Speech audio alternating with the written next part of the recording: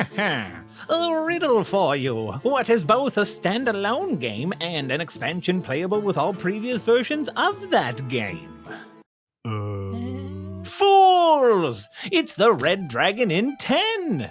That's right, Slugfest Games presents the Red Dragon Inn 10, a new standalone expansion to the Red Dragon Inn, now on Kickstarter. Like each previous version, 10 is a card game all about a group of dungeon crawlers heading to the tavern to see who's left standing at the end of the night. So I says to the goblin, show me your component pouch first. Version 10 can be played all by itself with up to 6 players, or you could mix and match characters from any Red Dragon Inn game or expansion. This edition will have 6 new characters, including Dominique the Resourceful and Trapmaster Alaric, along with new drinks and prizes. It is a fully stretched Kickstarter campaign, so plenty of characters and content will be revealed throughout, including content that won't be in the retail version of the game. Just like how I won't be sharing my health potions. Deal with it, sucker.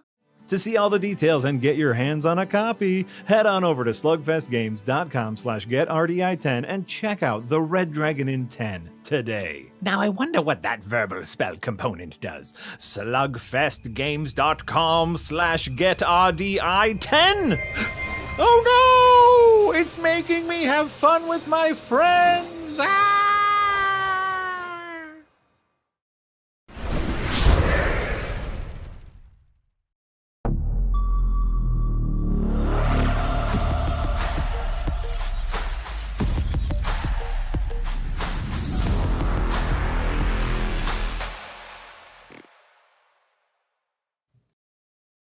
Well, hello, everyone, and welcome back to Windbreaker Podcast, episode number 97 for Monday, October 27th, 2025. Marty Sleva here, joined behind the scenes by producers Eric and Jesse Schwab, and with me on the show, my co-hosts Jamate and Jesse Galena. Hey! Live in person from Milwaukee. Yahtzee is taking the morning off. He's feeling a little bit under the weather, and he wants to fully regain his health for our continuing Adventurous 9 Season 5 shoot. Ooh. Mm-hmm. We're not gonna spoil anything. I think it's going swimmingly. Oh yeah, I think it's going great. Yeah.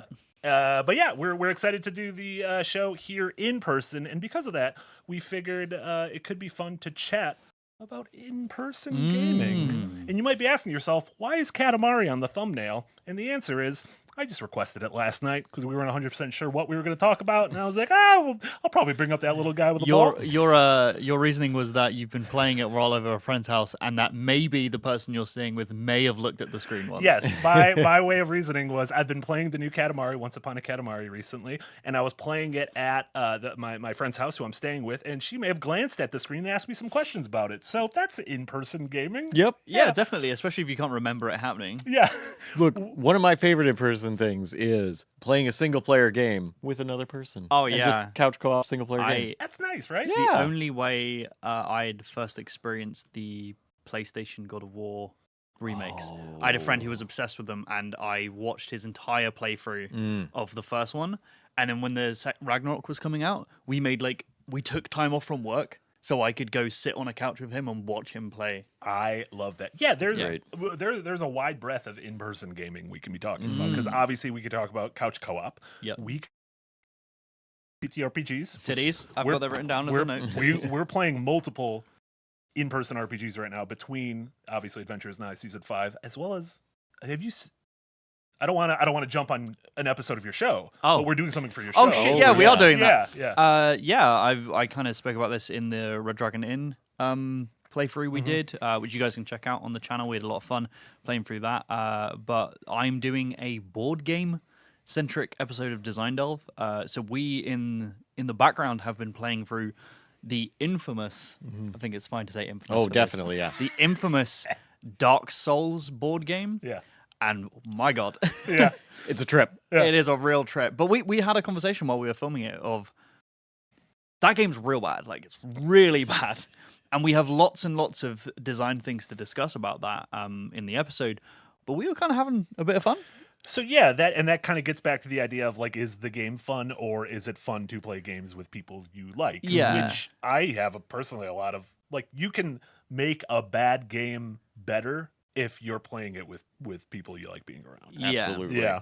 Yeah, if you do it in isolation, like a game with mundane gameplay and a kind of middling story with a friend, like cracking jokes at the expense of the game, can take it to another level. Absolutely. Yeah, Jesse, what's before we talk a little bit more, I saw a couple people mentioning, yes, we are aware that there's a little bit of a sync issue that's just been happening just because of our setup here in person, a little audio visual sync. Mostly we don't want to tear things apart to try to fix it because this is also where we're filming Adventures Nigh, but this is our last stream from here in person, so we appreciate you all bearing with us. But yeah, Jesse, kind of what's your history with in-person gaming? Oh my gosh. Like board games, of course, card yeah, games, yeah. but like the ability of like kind of mentioned before also of the single player game with two people. I love playing games with my partner. We'll play like Silent Hill and Resident Evil and stuff together. And it's one of those, it's a good way of someone who is not as like familiar with those games or necessarily as good at playing them to be able to experience them. Yeah. And also to be like, what's that over there? She will always find stuff that I missed. Yeah. Because like she's looking at different parts of the screen, all that, and it's like really fun to do that. Sure. Yeah, it's funny. I feel like horror is a specific genre where, I even noticed this streaming horror games, but in person, you could be someone who's like, I'm uncomfortable playing horror games because they're too spooky for me. But if you treat them like, an in-person horror movie night, you're probably not going to get scared in person if you're surrounded by buds. Yeah, you can get a blanket and like curl up and just kind of watch it at your own pace. Yeah. Like, and you don't have to be fully immersed in it. You can look away for a second, go get a drink, and come back and take yourself away from it. Yeah, like you mentioned, Resi, my earliest memory of doing like a proper co-op session, like, because I've got it written down here for me, like Donkey Kong Country. I remember playing that over friends' houses and trying to get through the levels. And whenever anyone would die, the next person would take over and do things, which levels was really fun. Yeah. But the first one where I'm like, I actually sat down and did an entire campaign with someone was Resident Evil 5, which we spoke about the other day. Yeah. And I have really fond memories of Resident Evil 5 because it's one of the worst. Like, It's not good. Yeah. it's not good. not. It's one of the worst, but getting to experience that with a friend, and like you create these like in jokes and like habits you form with the other co-op partner, and just getting to do that in person, like split screen, is just like there's something tangible about it, right? Yeah, it's why, you look on the movie front, it's why something like Mystery Science Theater, or even like the stuff Jack and the Red Letter Media guys do. Like you can watch, if you watch just a shitty movie by yourself in silence, you might get to the end of it and be like, what did I just do? Why did I do this? But if you're doing it with buds and joking around and everything, you have a kind of like misery loves company. Oh yeah. Yeah. There. That's a thing that you can use exactly that for fodder of like, it's just teeing you up to say something funny, and they can be like, ha ha, that was a good time, everybody. Yeah, but in terms of me, my earliest, I was never like a huge board game or tabletop guy, but multiplayer gaming, in-person multiplayer gaming, for me, the N64 era was that. That was when, I lived going through elementary school and high school and everything, and living in the same town as all my buds, and we would countless hours, 4 controllers connected, playing, Mario Party 1 and 2, or GoldenEye, or Mario Kart, or even like, when Smash came out, or even kind of like the shitty multiplayer games. It'd be like Turok Rage Wars, and it's like, it doesn't matter, we're having fun. It's probably running at like 10 frames per second, and everyone's playing on like a postage stamp size screen, but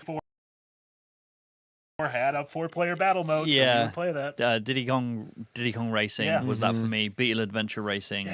Like just these games where I only had 2 controllers. Well, my dad did because he owned the N64, and like my mum and dad were separated. So for the weekends, I'd get to play on the N64, and at my mum's, I'd get to play on the PS1. So I had this like, I'd have time away from each one. So when I would go there, I'd be like, oh, I need to get to the next level in Beetle Adventure Racing. And I remember really fondly in Beetle Adventure Racing, only in the multiplayer modes, like the battle modes, they had these boxes that you would pick up that would go like, and make this really horrible sound. And I heavily associate that with friends because I only experienced it in the multiplayer mode. But yeah, it's like creating these memories with friends and stuff like that. And there's another thing. While I've been here, I finished the game I was playing for work, which is on Pokemon. And I was looking for something else to play on my Switch. And Marty and Yahtzee, Final Fantasy came up with a conversation. I was like, and famously, I've said this on the podcast many times, I'd never played them. And I was like, oh, I'm going to play one. And I'm not playing that multiplayer, but it's been really nice to, like, because the house we're staying at is with Jesse and Yards. And when we're filming I See You, and being able to update you guys on where I am, and like, I'll be playing and Jesse will be sat next to me and I'll just like turn my Switch to be like, I'm here. Yeah. And like, that's such a nice feeling, because if I was to just message you on Discord and be like, hey, by the way, I'm here and here are some screenshots, it's like, it doesn't feel, I don't know, I kind of feel like I'm bothering you. Yeah, I know exactly what you mean. But in person, we were out for food and I was like, oh, by the way, I've reached here. Yeah. And we both got excited about like where I'm at and stuff like that. And it's just like, you can only really experience that when you're face to face. Yeah. But yeah, a lot of people don't have that luxury, unfortunately. But like on the topic of games, do you guys have any go-tos that you bust out if like some friends are coming over?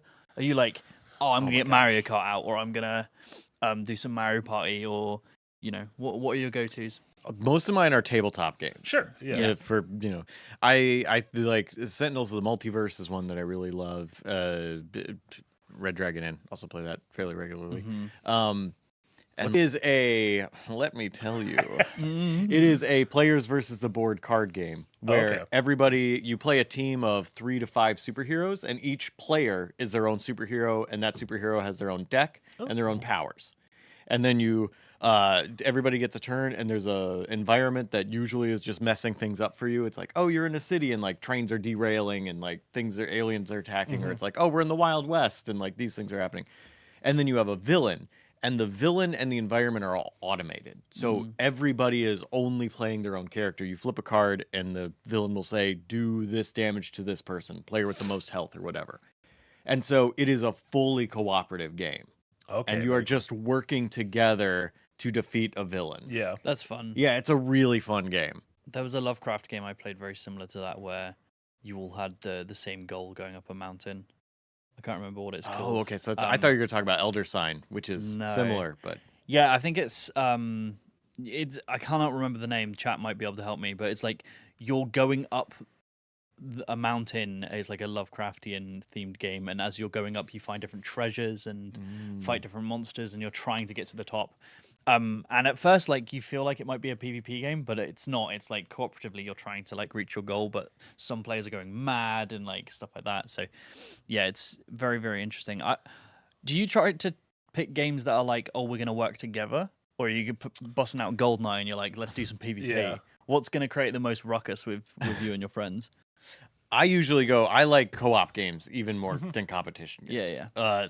But there's still a lot of games like Splendor is another great one of like, oh, we'll just get people and then try and win. There's only one winner. But yeah, I personally like those work together ones. It's because we're all friends. Unless it's Mario Party, and then I get to shout, and it's fun. I love a work together game.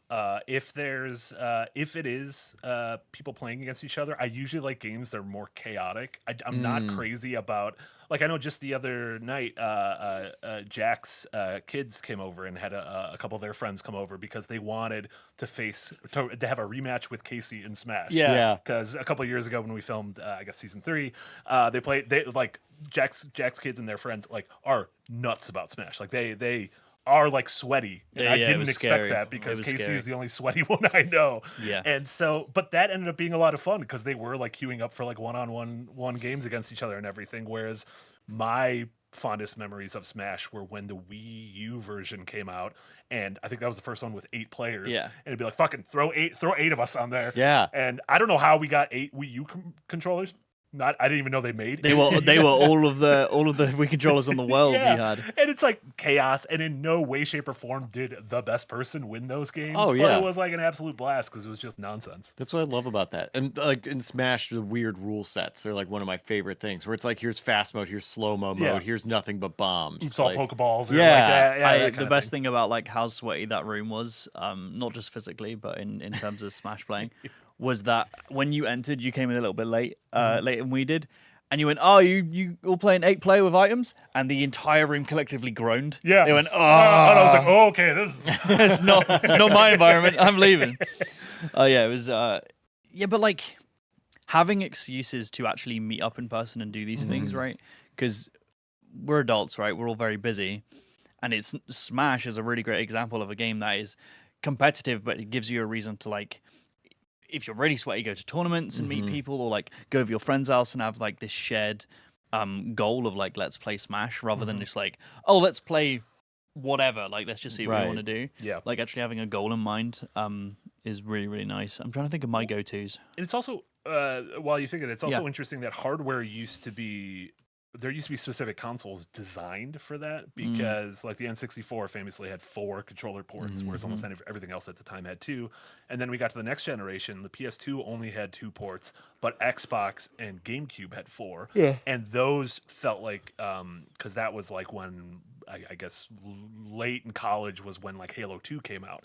And that was a huge deal for me, of Halo 2 plug 4 controllers in, even though that was like kind of the start of the online movement into online, which is kind of when I fell off multiplayer gaming. Interesting. That was still a like, oh, let's set this up, let's have 4 controllers in, and like people will be cycling out of the room during the day just to play, you know, capture the flag or whatever, just to play a deathmatch or So fun. Yeah.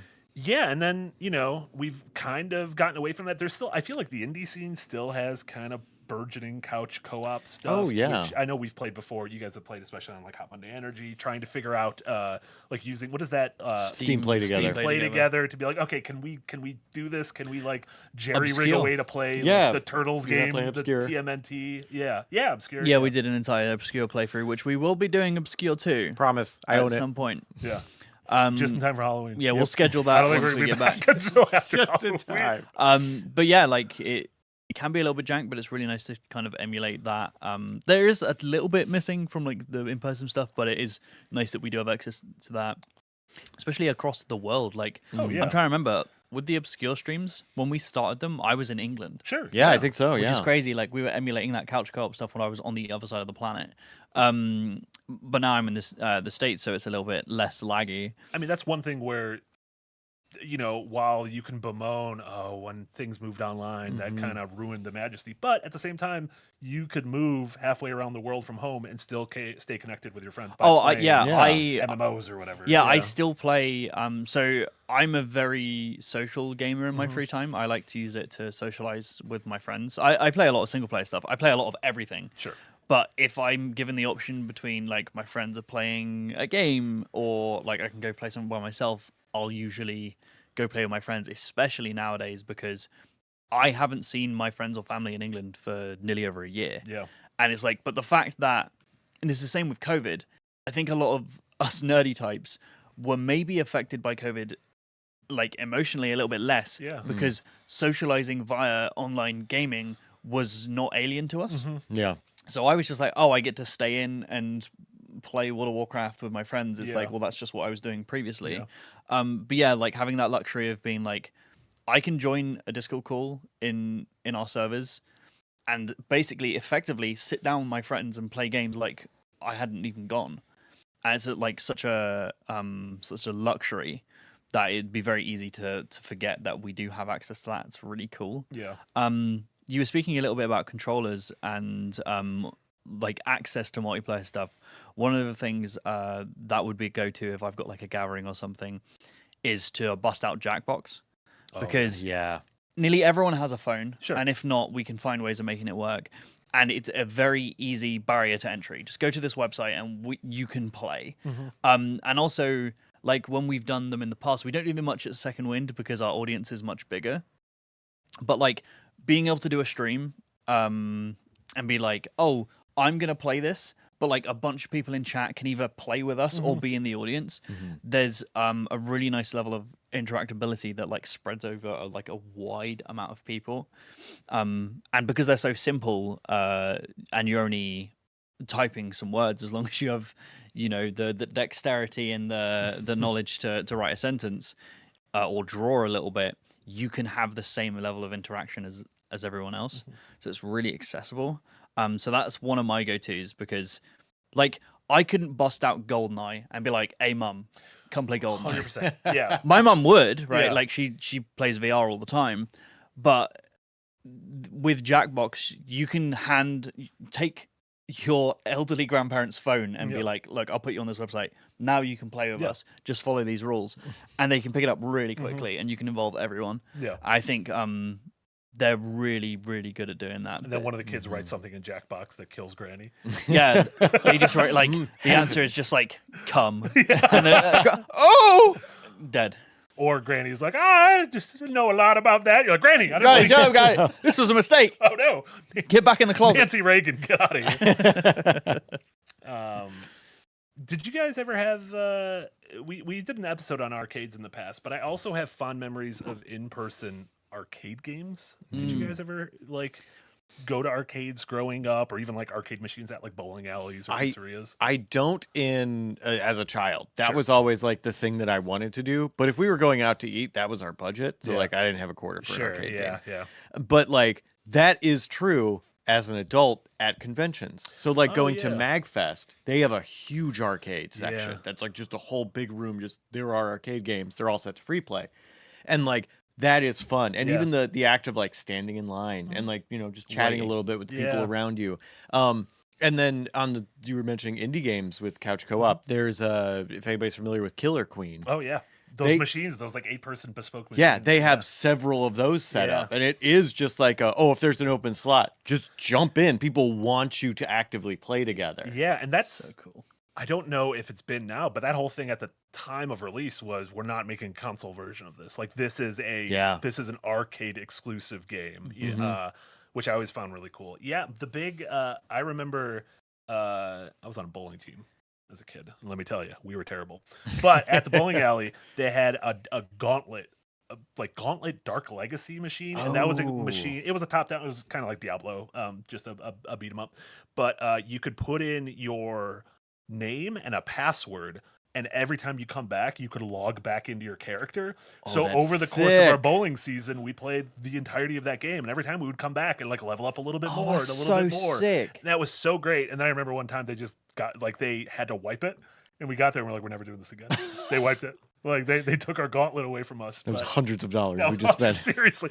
Like at a certain point, we should have just told our parents we don't want to bowl anymore. We just want to come and play Gauntlet. Yeah. But yeah, that was those were always fun as hell. My view are like I grew up in a really tiny village in England where we had a singular shop and a pub. Like we didn't have anything around.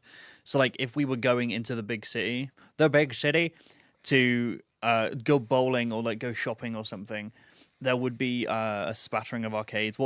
There would be an arcade section at the bowling alley. And for me, I would always gravitate towards like House of the Dead because being able to pick up like a light gun as like a 7-year-old and being like, sure. I'm gonna shoot the zombies, and obviously I'd die in the first in the first area. But there was something it felt so tangible and so like special to this place and like sacred, and these places always stink, but like there's something nostalgic about that bowling alley stank. Yeah.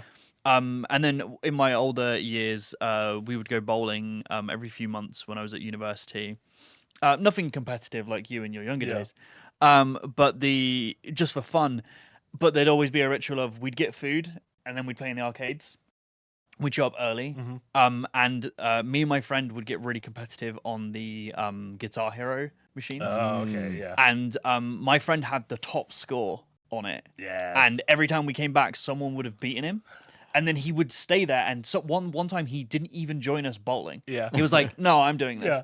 And he would stay there and grind until he beat them. Yeah. And then he'd be like, okay, I'm fine.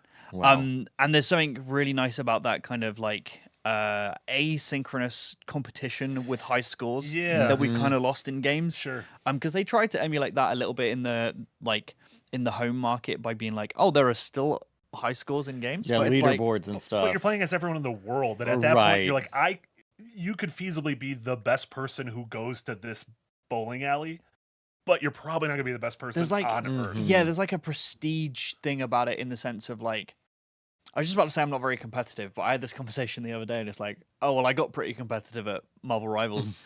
But the idea of like, even within TTRPGs or like Magic the Gathering, I remember when I used to play Magic all the time, I used to go to Friday Night Magic every week, and there would be a level of like respect for other players who were like hot shit. And like when you would get like matched with other people, you'd be like, oh fuck, I'm playing against John. Yeah. His decks are nuts. Yeah. Right. Or like the respect for other people who are like, we had someone at our Friday Night Magic place who was like a legitimate like certified referee for Magic the Gathering, and we'd be playing There's and Magic. I don't know enough about Magic. there are There's tournaments. refs? Oh, okay. Yeah, there are tournaments. So there's refs who like basically watch your games and tell I you guess if that anything's makes gone wrong. sense. They have those in like Because these chess games and stuff. we were yeah. playing the other day, like they get really complex really quick, so they know the rules in and out. So we'd be playing, and when he would come over and watch, I'd get like kind of nervous, like, oh, is he going to be like, oh, you're doing this wrong, or like. And there was a ruling, I can't remember it, on like my favorite deck. I'd been playing it ever so slightly wrong, and when he told me, I was young, right? But I felt really bad. Sure. Like I was like, I fucked up. I'm so go embarrassed to at this. jail? Like, oh no, the Tim, whatever his name is, like he now thinks I'm a scrub, and like, oh no. So like it's the same with like when we would do drafts and we would play tournaments and stuff. I remember the first draft I ever did, the person I got to play against was the owner of the store. Oh, that's And everyone around me was like, "Oh shit, you're playing against like Colin, whoever like owns the place." And I was like, "Oh shit!" And I ended up beating him. And obviously, he's just playing Magic. He's not like he's some kind of god. But like, Right. I was young, so I was like, "Oh my god!" It was like a trophy. I beat him. And he gave me a free pack for beating him. Like he gave me like a reward. But all of these things. I was talking to Livs here with us shooting for. Yeah, you guys for season- played Magic with her? Yeah, we played did Magic. 3-player Magic. And we were talking about the difference between like you can gain access to I think nearly every single card in Magic Arena. Like you can play and make whatever decks you want in Magic Arena. It's a complete 1-for-1 recreation. But there's something so different about sitting across the table from someone and physically playing the game. And the best example we had from that was Liv was playing a blue-black deck. And blue in Magic, if you haven't played before, is very spell heavy. And spells can be used to counter what you're doing or like do stuff to you via magic. And Jesse and I were like putting down loads of monsters. Liv had like 2 when we had like 10 each. Yeah. And every time it got to Liv's turn, they wouldn't tap any of their land and would just go, I pass. And it became incredibly terrifying. Yeah, you're like, what what does is she Liv have? planning right now? She had nothing. It was a full bluff. But I was like, take that situation and put that in a nameless NPC you're fighting, or like someone online, but you can't see their reaction. It was Liv's bravado Yeah. and like poker face Yeah. that made changed the name of the game. Like it completely changed how it works. They ended up winning Yeah. because of it. But if a nameless person online took ages, then did nothing, I'd be like, Is this I'm like swinging a for bot? face. Are you real? yeah, What are is you this? real? Yeah. And I would, part of me would get kind of frustrated. I'd just be like, what are you doing? Just But walk away from your computer. yeah, What's like, up? oh, I concede, like, or just absolutely try and stomp them. Yeah. But it was that in-person interaction that really just elevated that entire experience, and it's something I really miss. I think when I get back to Massachusetts, I want to try and like go to my local, because I haven't done it yet. I've been Yeah. there before, but I think I want to start playing Magic again, because I really, now that we've played it, I really miss that person to person like contact in playing games, and Magic is just like such a powerful one for that. Yeah, and that stuff's blowing up now. Like the other day here in Milwaukee, I was driving by and I drove by this strip mall that just had a store called Warhammer. And I kind of wanted to pull it and be like, what is this? I'm assuming they have Warhammer. It's The store's Warhammer. They'll just only do called It's just Warhammer. Yeah, there are stores in England that were so like obviously you have your local game shops which will sell Magic, Pokemon, Yeah. maybe some Yu-Gi-Oh and stuff like that, and some board games. But also there will be shops that are just dedicated to Warhammer Yeah. because it's so expensive. Oh. If you get one person interested in it a month, Yeah. I'm sure you can run that store. Sure. So like a very dear friend of mine, Sai, he's actually messaged me just there. He's just got into Warhammer, and it looks so unbelievably Oh, fun. yeah. Like he's got super into the painting, which I think I'd love so much. And that's a cool side of it too. Is there's like the artistic expression side Well, of it, where you're like, I'm going to paint my little miniatures. Yeah, and it's like not just in expressing yourself artistically, but also he's just started playing the game as well. And he was really worried that he'd put so much money and time and effort into painting and forming his army that maybe when he played it, he would hate it. He really enjoys it, but he said that there was this really nice moment where he was playing against this other guy, and then a bunch of other people unrelated to their game came over and were like inspecting his models. and they were like, "Oh yeah, cool." And then he heard them like mutter under their breath, like, "Oh my god, they're really good." Yeah. And it's this, all of this effort I've put in is like Noticed. it's noticed, and I've got the respect of my peers because of it and stuff like that. It's like you're not gonna get that from like having a skin in Guild Wars 2, right? Yeah. Yeah. Like, as I will stand for Guild Wars 2 Sure. any day of the week, and I own a lot of expensive skins in that game. But you didn't like paint that shit yourself. I mean, that was the whole NFT thing where I'm like, this is like a JPEG. Like, Yeah. ultimately, that's not a tangible thing. Like, have you ever you play a lot of board games, Jesse? But like, have you gotten into any of the kind of more collectible, whether it's like physical cards or like physical pieces, like the chance of not knowing what you're buying in like a blind pack or anything? Not really. Yeah. I do a little bit because I play Magic the Gathering Okay. too, and like I used to play Yu-Gi-Oh, and like I might get into Pokemon and like some art card games where it's like it's fun. Do Yu-Gi-Oh. Jessies have to Yu-Gi-Oh. play Yu-Gi-Oh? Is legally? that a thing? Yeah, that's the Yeah. yeah, required. illegal. Hey, he plays I play Pokemon. Full Pocket Monster. So like a little bit of that. I generally like that I know what I'm getting once. So that's what'll get me. So again, Sure. Sentinels of the Multiverse will have expansions with new heroes, and I'm Yeah. like, well, yes, I want time traveling robot that's Yeah. a villain in an earlier set, but the future version learns empathy and comes back in time. Yeah, of course I want that. Okay, Yeah. well now I have to buy that. And like again, Red Dragon Inn, like, oh, this character seems fun. Like Yeah. that kind of stuff gets me. The mystery of it doesn't, but Yeah. the like, no, there's a new way to play a game I'm familiar with. Yeah. Heck yes. Yeah. Yeah, it's very, very There's cool. I recently bought a big old box of Final Fantasy Magic the Gathering cards, and I have no intention to learn how to play. I honestly do not care.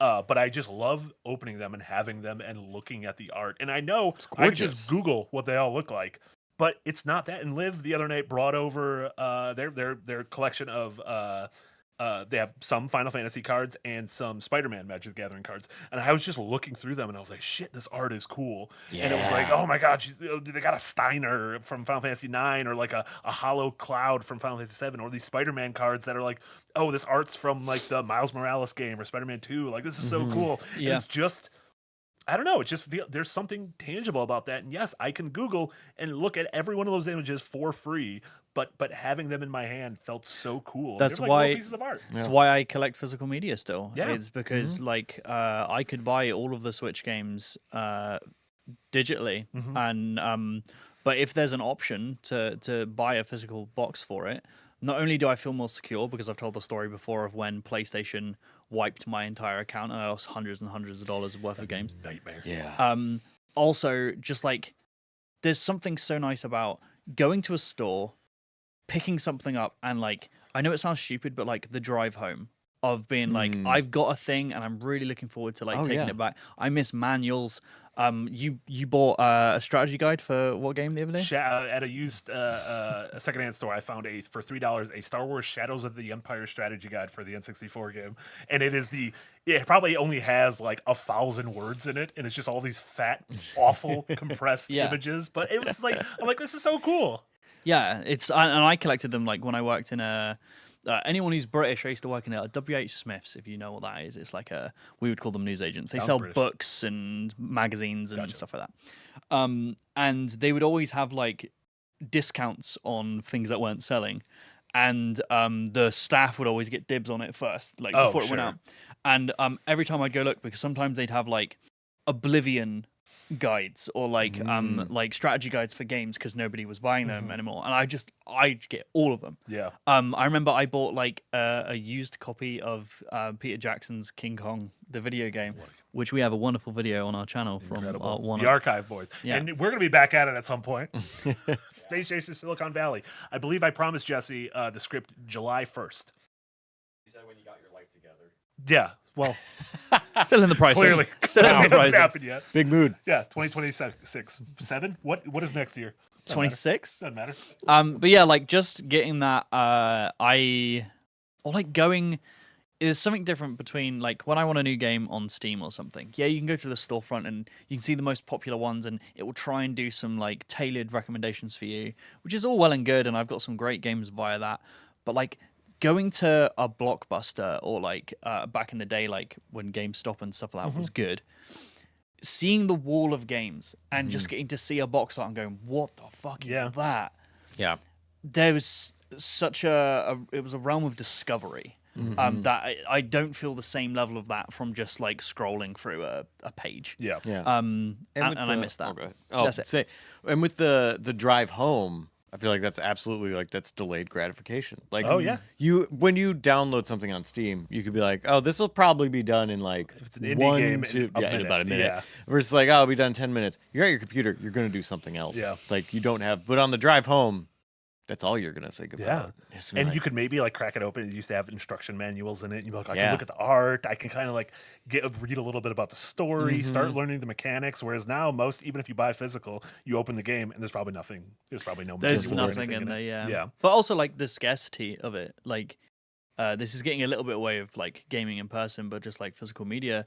The idea of doing the drive home, getting the game in, and even if you like really struggle with it, I famously really struggled with the opening of Prince of Persia. I couldn't get up that double jumping up wall jumping up the statue as a kid. If you've gone to the store and that's the only way you can get games, you bring one home and you can't get past it, that might be the only game you're going to have for the next month, 2 months, 3 months, Yep. depending if you're young or don't have a lot of disposable income. Mhm. So you'll push past that kind of FTUX, the first time user experience, that is kind of jank, which a lot of games are. You're kind of forced to push past it, and you can get immersed in it. But nowadays, this game isn't really grabbing me. Uninstall. In 30 seconds, I can install something else. Try that. Doesn't grab me. Mhm. So Yeah. you don't have that kind of forced time with the opening, and I think I guess that's just a mindset thing. You just have to be better at having patience. I mean, it's the same thing of how many times has someone opened up Netflix on like a Friday night or something and just been like, what are we going to watch? And then you spend like 45 minutes just scrolling as opposed to, back when we were younger, renting a movie for the weekend. You're like, this is our That's movie what we're we're going to doing. watch, And obviously. I think part of that is part of the UX too, where it's like if you go to a video store and you're like, well, let's see what they have in sci-fi, and you walk the entire aisle, you're like, well, this is all they had. Sure. Yeah. Yeah. On Netflix, it's like they've got thousands more in there that I guess we just have to find somehow. Yeah. And they're like cramming the Netflix originals down your throat. They're trying to be like, oh, the new Menendez brother documentary's out, so you got to watch that. Yeah. Also, like in-store recommendations. Sure. I've just Oh, been yeah. like, hey, I really like this game. A lot of the times, we got Blockbuster on the screen right now. My Blockbuster staff members that were in my local were just like so nice.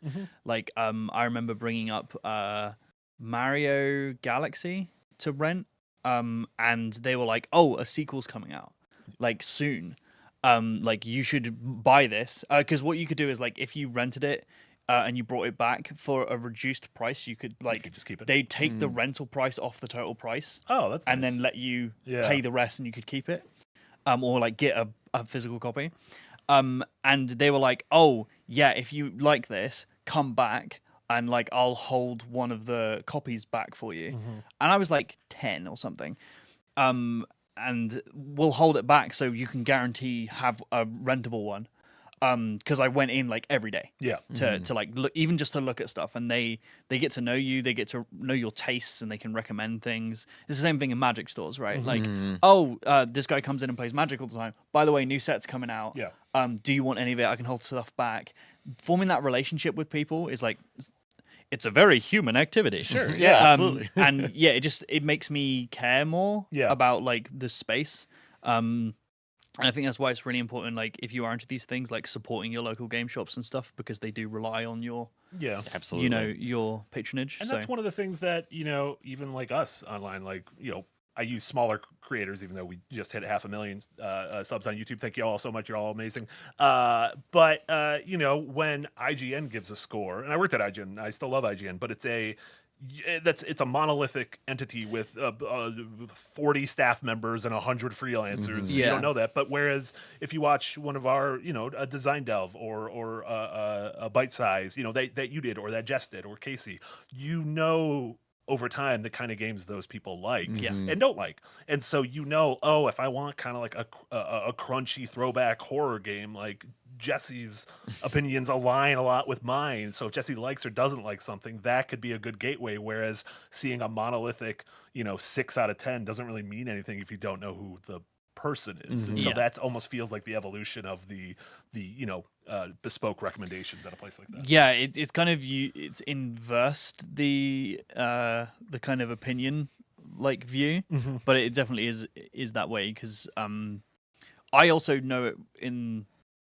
the reverse too. There's lots of people in the Design Delve section of our Discord who are like throwing recommendations at me, and a lot of those recent ones have been like extremely good. Yeah, and it's because through watching my show, they have understood my taste. Sure. And be like, oh shit, yeah, I think Jay would like this. Or Yeah. at the very least, he'd have something interesting to say about it. So a lot of those recommendations are really, really valuable. And I think like, as much as we've been saying, hey, a lot of playing in person and physical media and stuff like that is really good, the internet has allowed that to expand to people all over the world and like have these interactions that are also super valuable. So it's not all... Back in my day, things were better. No, absolutely. Yeah. There are lots of really cool things. 100%. Oh, absolutely. Before we're going to be moving on to super chat shortly, and there's already a lot of great ones. But I did want to ask if there's, going back to the actual like local multiplayer games, if there was one game you had to choose from history that's like a play for your life. So a local multiplayer game that you're like, your life is on the line. What is the game you are most confident in your multiplayer skills and trying to keep it to like a kind of something played locally? Was there something growing up or even something still now that you feel like Casey could probably say Smash? Oh, Casey, unless he's absolutely playing say against Smash. Jack's kids, in which case, but none of us are Jack's kids, so we're fine. Unless we are. Who knows? Dun dun dun, Papa. Papa? Mine would probably be Mario Kart 8. Oh, okay. You are really good at that. Yeah, I'm amongst my friends infamous for being like Jay shouldn't play because I will just win.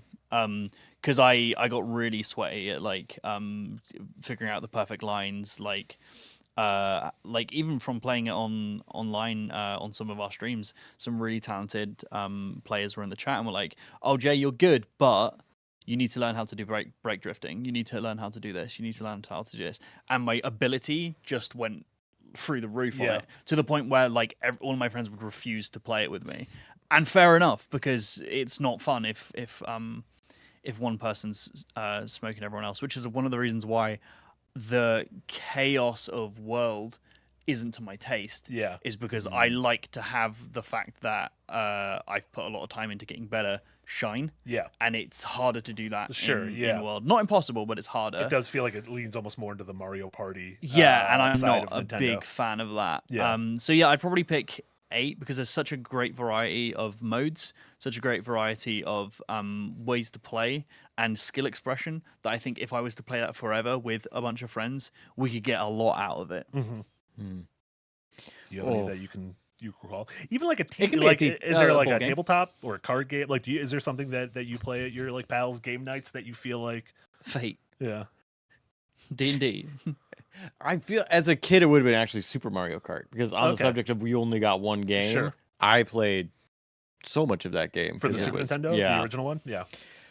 I don't think I'm good enough at any game that I would put my your life life online. I'd be like, no, absolutely but not. Your life is on the line. I might as well do freaking rock, paper, scissors for how good I am at games. At least you So got it gives a chance. 30% chance. Yeah, like that's pretty good. Yeah. 33% Hey, beating. I'd put our lives on Dungeons and Dragons because we seem to be hot shit at that. So maybe that's your pick. There you go. If your life's on the line. I feel like I peaked at a much younger age. I think I've gotten worse at gaming over the past 20 years. But man, maybe it was big fish in small pond. But when I played GoldenEye and Perfect Dark with my friends, I think it was because I was better I played more games than they did. Yeah. And so I would lose on purpose to like make it fun for everyone. But if I ever wanted to, specifically in the level of the complex, I knew that map so well that I could, if we were playing first to 20, I almost without a doubt against them, I could go 20-0. Yeah, Like I could end it without taking a kill. And it would be one of those things like, if it's proximity mines, I know exactly where to place them that people are going to turn blind corners and blow up and get very mad. Yeah. And it's just because I put hundreds of hours into that game. Yeah, beating my mate's dad in GoldenEye multiplayer was a highlight for me as a kid. Like, also, if you're a parent and you're a gamer, it's so cool when you're a kid and you go over to your friend's house and like the mum or the dad is like super into games and is like, hey, let's play GoldenEye. Yeah. Right. And plays with you. And obviously they might be pulling their punches or whatever. Yeah. But like getting to have it's like the having an older sibling and getting to play with them, but to the nth degree. It's like, oh, my friend's dad is playing with us and I beat him. Yeah. Whoa. When you're 7, that's nuts. 100%. So yeah, like if you're a gamer parent, like do that for your kids and their friends, because you might create some really nice memories. 1000%. I was really curious too. Question for all you and all of us: games that you can only play in person, because Sure. as RPG help desk people know, my beloved Dread is a tabletop RPG in which you don't roll dice, you have a Jenga tower. You cannot play Jenga on Tabletop Simulator or anything. Like there's a physics engine, but there's no But like that's so specific. yeah, like even VR, you're nuance, not going to yeah. be able to Yeah, get that yeah. kind of feel to it. So Yeah. like that is you have to be in person That's to so play cool. it. Yeah. I've never heard of that. I've had amazing in-person moments with stuff like Werewolf and Mafia, like social deception games, which some of that, Among Us obviously blew up during the pandemic and everything, so some of that carried over. But that specifically, and people have tried, like Ubisoft had that Werewolves Within VR game, and they tried to replicate it by VR, but like that's not the same. Yeah. You need the facial. You need to be able to lie in person. There's Yeah. a certain thing about being in person, like you said, either the physics thing of a Jenga tower or the like we were talking earlier, those very subtle social cues that you kind Right. of They do can't so carry much. over. Yeah. Yeah, like Among Us has done a really great job of like the social deduction genre has really blown up. And I think they do a great job, but there's only so much you can do through character movement and voice. I really look forward to the days where VR headsets get to the point where they can start replicating facial expressions. And they can do a little bit of it now. Some of them can like track your eyes, and like your characters will look and blink the same way.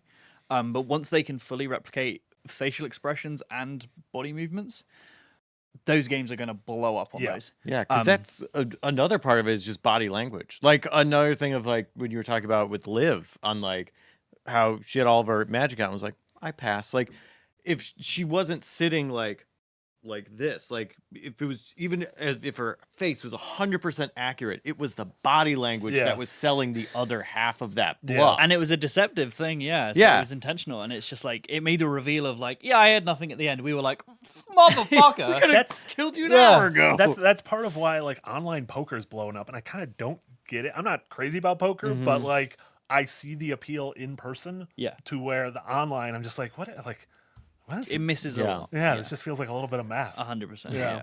But there's online games where you can't do the stuff in person, right? Like you couldn't do World of Warcraft in person. no. Or a Battlefield. Uh-huh. Yeah, Like it's just 100-person map or never going to something. get to the complexity of those games. So there's value in both, right? Yeah. Oh, absolutely. In conclusion, everything's great. Yeah, fun fact. Yeah. Enjoy what you enjoy. Let's go over some super chats. Yeah. Thank you, everyone who's donated so my gosh, far, thank and you. apologies. I think the thing happened where it's a bunch of Google names instead of regular names. So if anyone is called something they don't want to be called by, my apologies. I don't have any other Contact way of doing Google. it. Rhetorical bullshit. Thank you so much for a $5 Canadian dono. I just played Katamari for the first time. It was very sad to find out that it made me extremely motion sick. I finished, but I felt sick for 4 hours. Oh, great. That sucks. Obviously VR, so people still get. Do any non-VR games make you guys motion sick? Really? Minecraft Wow. and Borderlands free. Okay. So it's something to do with the FAV. I have just spoken to developers who work on these games, and I have tried everything I can to stop it. Because whenever my friends are like, "Oh, let's play some Minecraft," I'm like, "I can't. That game makes me sick." They're like, "Why do you hate Minecraft?" I'm like, "I don't. It makes me ill. Like playing it makes me feel sick." But I don't get motion sick. The only time I get motion sick in VR is when you have to do analog movement rather than I call it throwing your shoes. Sure. Yeah. If it allows me to throw my shoes, I'm fine. Yeah. But if it's like analog locomotion, something in my brain goes, "Oh, you're hallucinating." Yeah. Vomit. Yeah. But Same. no other games have ever done it. But it was specifically Borderlands and specifically Minecraft. and I they didn't cannot have figure out. settings that you can. I have tried everything under the sun. Have you played any Borderlands 4? No, Just because out of curiosity, if I that got would- it when it first came out and it ran like shit. And then Yeah. Randy Pitchford said that thing, so I went, get fucked. Sure. It's not like Fair. we're at a lack of games right now. Yeah, exactly. Do you have any that make you? Yeah, I bought the Sega Genesis collection on Steam. Okay. And those old games, like when Wow. I had to look it up to be like, am I the only one? Mm. And the old pixelated games, the thing that I like, Echo the Dolphin was one of the ones that did it the worst for me, because you're doing a lot of fast movement, you're going up and down, you're doing all this stuff, but it's like 2D side scrolly, but like it was like turn the scan lines on, curve the edges of the screen, Make it look like a CRT. and freaking step back. Like you have to get further away Yeah. from your monitor, because if you're so close as we normally are when we're On this a close, PC, versus Your Yeah. brain says you're hallucinating. yeah, versus if you're on a TV as a kid sitting on the floor or the couch or whatever, like you had so much more Yeah, space yeah. between you for these fast moving objects. Yeah. So yeah, that helped a ton, and I actually managed to finish that game because of it. Did Because you get the yeah, aliens? I did, and Spoilers, it was there's aliens. There's aliens in Echo? Yeah. Yeah. You wouldn't expect it. there's sick. time travel. It's a very It's- strange game. It is one of the I've never wildest played games. Echo the very Dolphin. weird It game. is. Crazy. Yeah. Yeah. Incredibly weird. Foss, thank you so much for a £5 dono. I like online gaming, but some of my core gaming memories are from in-person gaming with friends and family. Yeah, that's also Mm-hmm.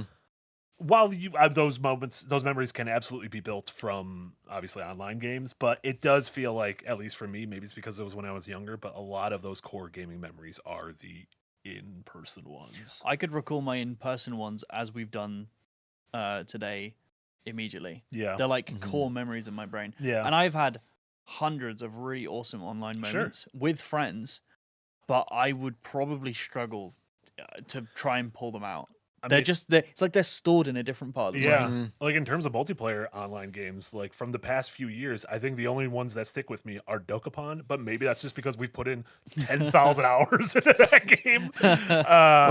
And Yep. so, and I obviously don't remember a ton from the game because every time we get in, I forget all the rules, but it is like the experience of, well, maybe that is a little bit of like Misery Loves Company, because that game seems like there's a million games I'd rather play single player. Like From a the di- idea of oh, Dokapon by yeah. yourself seems No, From a that- design perspective, Dokapon is batshit. yeah. Yeah. Like it's crazy. I've played long sessions of that with friends, and Yeah. like I have a weird parasocial thing with you guys in Dokapon, because obviously my partner Jess is on the streams with you.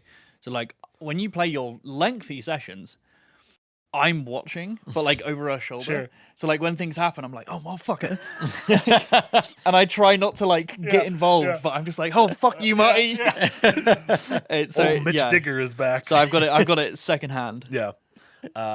What a game. We'll be doing more Dokapon soon. Yeah. Probably maybe We better. November, December, Sure, why not? January, November, December. Who will By the end stop of the us? year. No one. No one can Everyone stop us. wants it. November. It's Let's great. do it. Lance the Werina, thank you so much for 70ZAR. Finally able to subscribe on Patreon, and you greedy bastards had better appreciate the $90 I've spent for the $5 tier. Also, dog tax and stares into your souls. Thank you so much, Lance. I'm sorry we have no dog tax here. We have no dogs to show you. This is like the Just longest plushies. I've been away from. Just pussies. The Yeah. longest I've been away from Ludo in a long time. I miss it. Aw. We'll make sure on the next Windbreaker Super that dogs. Ludo and Toffee get a lot of love and a lot of showtime. Thank you so Good. much. Just gonna feed him treats the whole time. Just a pure treat. Why did stream. Lance have to spend $90 to do a $5 tier? Maybe that's like over the course of a year. Yeah, I feel like Oh, I it's like see. Patreon every month. Yeah. or Hey, whatever. Lance, thank you so much. And speaking of Lance, also member for 8 months in the Green Gang just below. It says also, y'all cheapskates better subscribe. We didn't say it. Oh. Lance did. Well, Listen, I'm saying it. Yahtzee's usually the one who Findom. Findom's as we people, called it. yeah. Yeah, Findom's people, financial domination.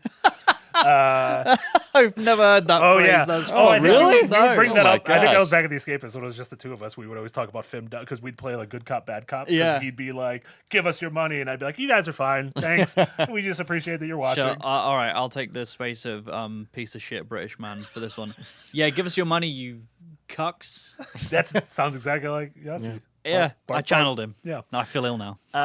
Geo Tony, thank you so much for re-upping the tip jar. Appreciate you, Geo Tony. 23 months. We're nearly at our 2-year anniversary. That's next we month. are. It's next month. Yeah, next we're going month. to, I believe, Saturday, November 14th or 15th, I think. I believe is our 2-year anniversary stream. Yeah. So we'll have more on that soon. Yeah, well, hopefully we'll be doing some kind of celebration for everyone Sure to come we hang out. will. And I believe, I'll be arriving from Japan. I'll be coming back about 6 hours before that starts. So I will be jet lagged to hell. You can like say hello and then go to sleep. That'll be great. Yeah. No, it'll be great. Who needs sleep?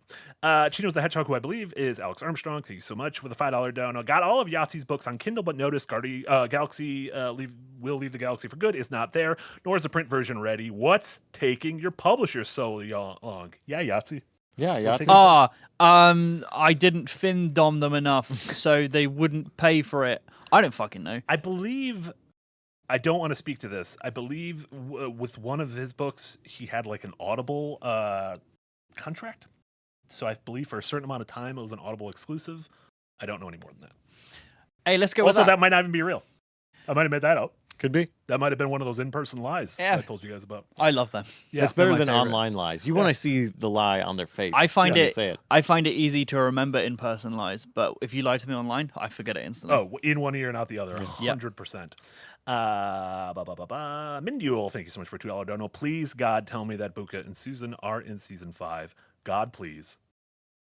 Well, we're here. I believe the picture has Yeah, already, we has already gone out. Yeah, we already said yes. Yes, it is a six-person campaign this time. Obviously, the three of us, and then Casey, Yahtzee, and Liv Scherschel, who plays Musk. Musk good in sex. Side Quest Season 1. And so- like, I have animated and done sound design on every season. I was in 2 seasons of Side Quest. No spoilers, but this season is the most insane shit we have ever done. Yeah. It's Very exciting. very crazy. I'm really excited for you guys to see how this turns out because the twists and or turns. It's mental. really weird because we've been filming every night at the same time. Yeah. And it's been really weird because it feels like, okay, we are going to work and getting ready to perform and play this game. Yeah. But it also feels like tuning in for a new episode of a show I'm really into. Yeah. And where I'm like, oh, I'm really excited for like what Susan or Grinderbin or Mortimer are gonna do in this episode, what Jack is gonna throw at everyone. Yeah. Like I'm excited to see that as a viewer, but I'm also it's just a very strange there's a dissonance to it. And that I seeing really how love. it's going to like there's so many interactions that are obviously cut because they don't really lend to the narrative that we're trying to say, like a lot of the back and forth, but like playing it and then getting to be like, how is this going to get edited together? Yeah. Like, this is what's going to stay and what's going to go. Like, it's been really nice to do this in person. I just want to say thank you to everyone who donated to actually allow us to be able to do this in person.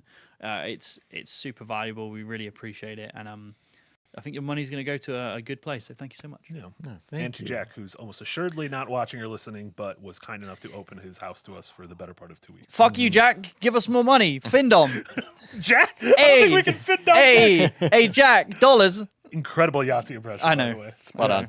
Alex Armstrong again with a $2 dono. Thank you so much. You can beat each other up during in-person gaming. That is true. Yeah. You can knock controllers out of hands. You can stand between you and a Have you ever had screen. that? Have you ever had a friend get so mad that they've like launched a controller? Only jokingly. One of my best friends growing up, I remember he had a gaming rage problem, which I believe he's gotten over. Okay, that's good. But I maybe. distinctly remember we were playing Hot Shots Golf on the PS1, and he got and we were playing in his basement. And I remember he got so upset at something, he calmly walked over, took the disc out, put it on like the concrete floor, had a hammer, and just smashed the disc. And I think I was like, probably need to go home now. Don't want to Yeah, be I'll part of leave. this. Thanks. Because I'm usually, I don't know, if I've never really cared about losing at games. I was like, ooh, this is, ooh. I remember friends getting really spicy about screen watching. Yeah. Oh, yeah. Like, yo, you're fucking screen watching, bro. Like, you're cheating. It's like, well, no, not really. Depends on the game. Get a different TV. Also, build one of those cardboard things. Did you Yeah. guys ever build a That's cardboard so thing? sick. No. You'd build like a cardboard, like a cross to put, and so everyone in their GoldenEye corners would be like, "This is my GoldenEye corner. You cannot come here. Get away! Yeah, See you camping. real sick stuff. But yeah, obviously Jesse probably has a huge rage problem. Oh yeah, absolutely. I freaking all the time. You just want to play the Jenga thing in person so you can knock it over. You're a very angry person in general, just Yeah, Oh it's yeah, probably the angriest. Furious, Yeah. definitely seething. that's Constantly. the word. Yeah. That's the word. Seething. I think the only person I've seen get mad at games on stream between us is Casey. Yeah. Casey does. Yeah, there was a clip going around. What game was it where Casey got so mad during it on a stream? I can't remember. I don't think it was with me. I think it might have been either a Hot Monday Energy thing. Very possible, yeah. Yeah. I get mad Yeah. at games. Yeah, I shout. Actually, Jesse, we're joking about you being a very mad person. No spoilers. You shouted while we were recording Adventures I Night did. last night. I Oh, it was shouted very great. loud. It was great. It was fun. It was very cool. It was a parking garage rally. When you Oh, guys played oh, Robert? yeah. That was it. Yeah, thank you, chat. Oh, Yeah. he got so heated over that. And that was just a single player like time attack Yeah. racing game, Yeah. right? Yeah. And I think one of the things I like about multiplayer games too is that I've shouted at Dokapon. Sure. Oh yeah. And- yeah. And I like think the we all- loudest I've ever shouted is definitely during Mario Party. Yeah. Like Yeah. so like but that's a thing of an enjoyment of like the people. Like oh my gosh, I can't believe you did Yeah, this. It's yeah. not about the game. Yeah. It's like you stole my dagger. Yeah, Like, I yeah. can't- I used to get really mad at Mario Party only because like I'm a design freak, and when the game's like, oh, so you've played perfectly and like fucked everyone over, and then the game's like, hey, you get 3 stars.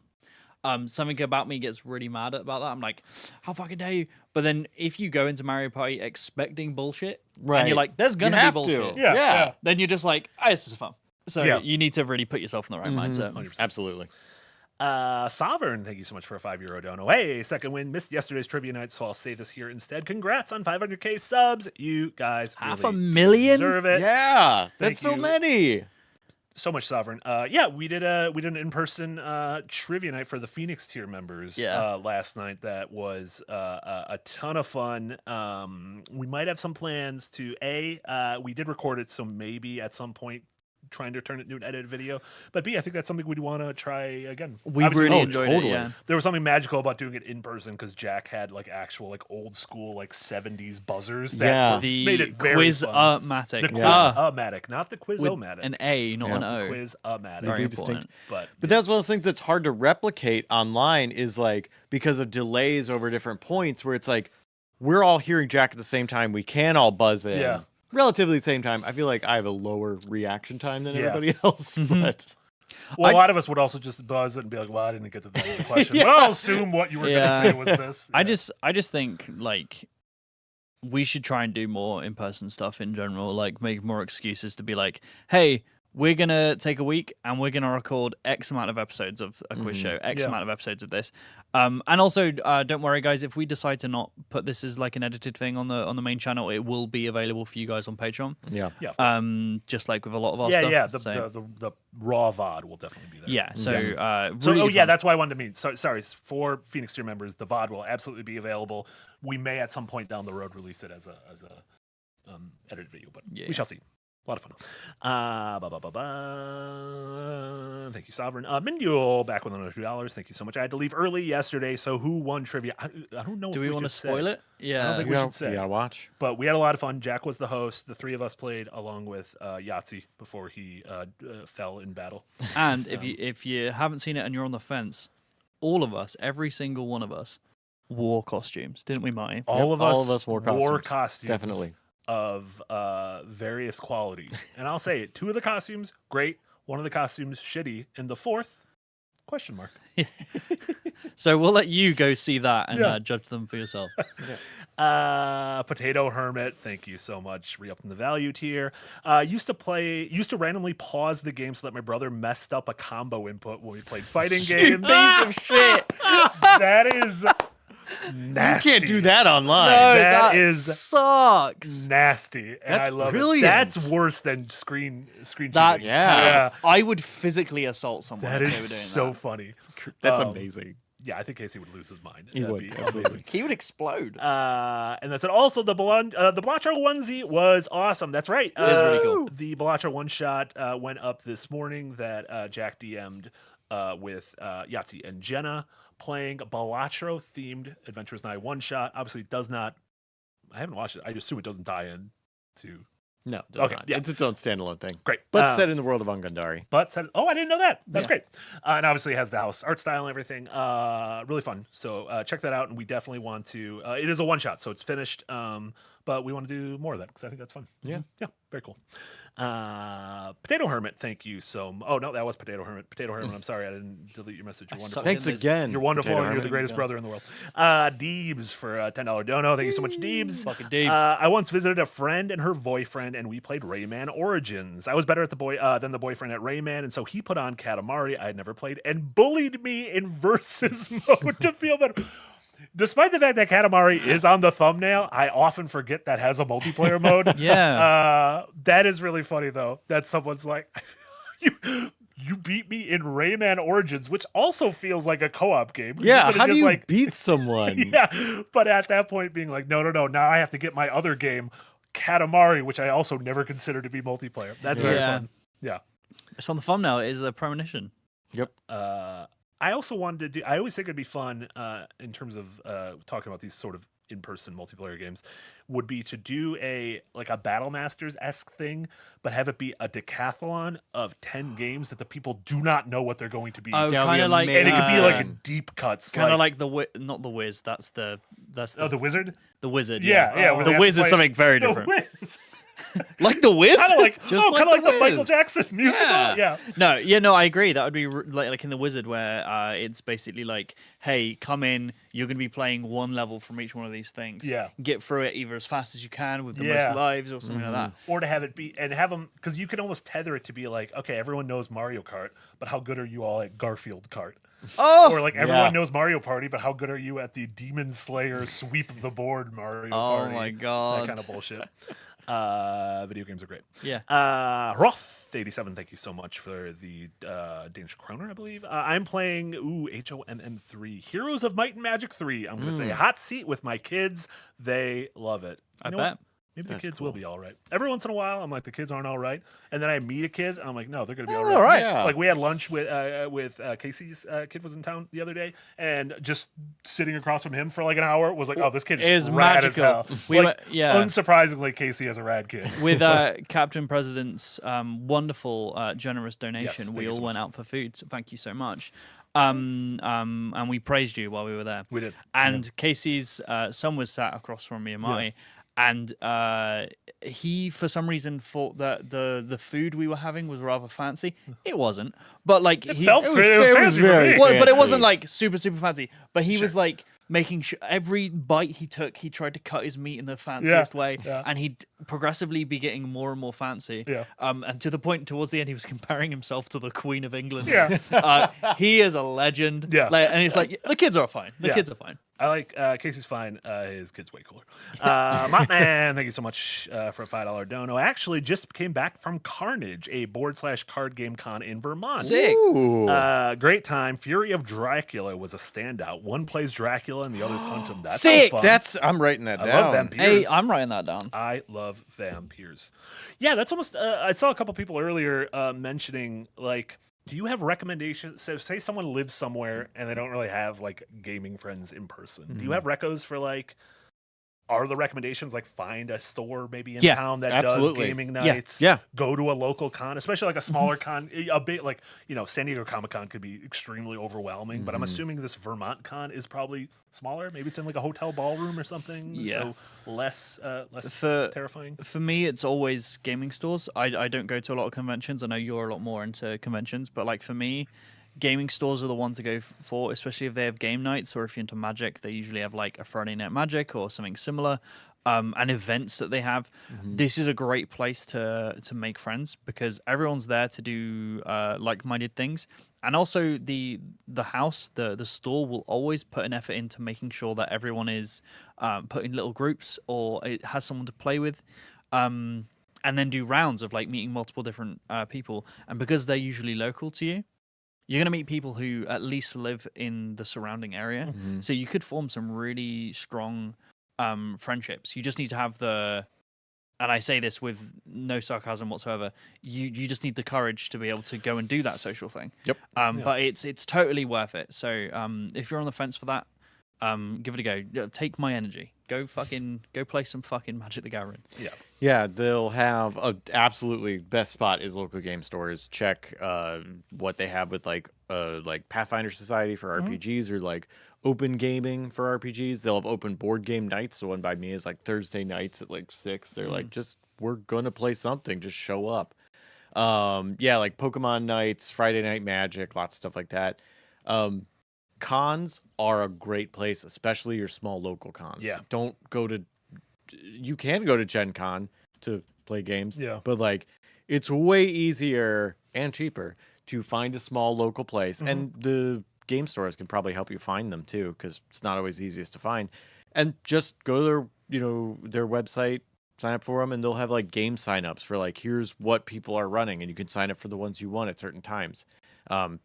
And also same for board games, they'll do that too. Yeah. So great way to do it. Yeah, if you have a local, like a barcade or something, a lot of times they do events. I have like kind of nerd themed bars, restaurants, coffee shops in Madison that will hold events like that. So obviously that's in a little bit of a bigger city. So if you're like in the middle of nowhere, Montana, that might be a little bit tougher. But yeah, I think the big thing is like you do need to open yourself a little bit to get out there and get outside your comfort zone a little bit.